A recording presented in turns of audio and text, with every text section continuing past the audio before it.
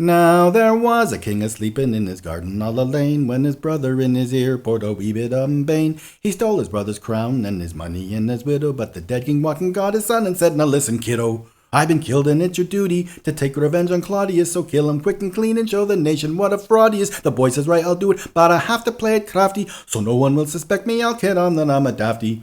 So for all accept a ratio and he counts him as a friend. Hamlet, that's the boy, he kids on, he's round the bend, but because he isn't ready for obligatory killing, he has to make the king think that he's tuppence of a shillin'.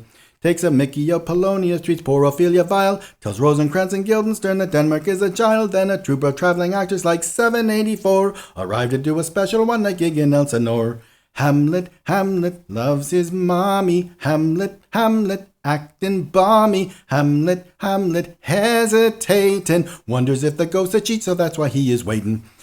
Now Hamlet writes a scene for the players to enact, so Horatio when he can watch to see if Claudius cracked. The play was called The Mousetrap, not the one that's running now, and sure enough the king walked out before the final bow. So Hamlet's got the proof that Claudius gave the dad a dose, the only trouble being now that Claudius knows he knows. When Hamlet tells his mommy her new hobby's not a fit, when Uncle Claude puts out a contract with the English king as hitman.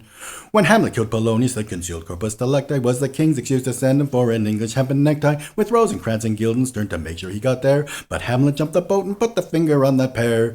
When Laertes heard his dad had been stabbed through the Addis, he came racing back to Elsinore to sweet Hotfoot from Paris. If Ophelia with their dad killed by the man she was to marry, after saying it with flowers she committed hattie-catty. Hamlet, Hamlet, nae messin', Hamlet, Hamlet learned his lesson. Hamlet, Hamlet, Yorick's crust, convincing men good or bad, at last returned to dust. Now Laertes grew impatient and demanded retribution. When the king said, "Keep your heed, I'll provide you a solution." So he arranged a sword fight for the interested parties, with a blunted sword for Hamlet and a sharp sword for Laertes. To make things double sure, the old belt and braces line, he fixed a poison sword tip and a poison cup of wine. The poison sword got Hamlet, but Laertes went and muffed it, 'cause he got stabbed himself and he confessed before he snuffed it.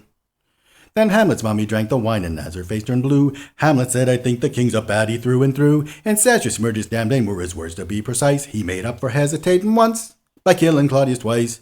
'Cause he stabbed him with the sword and poured the wine between his lips. He said the rest is silence, and he cashed in all his chips. They fired a volley over him that shook the highest rafters, and Fortinbras deep in Danes lived happy ever after. Hamlet, Hamlet, oh the gory, Hamlet, Hamlet, end of story. Hamlet, Hamlet, I'm away. And if you thought this was boring, you should read the bloody play.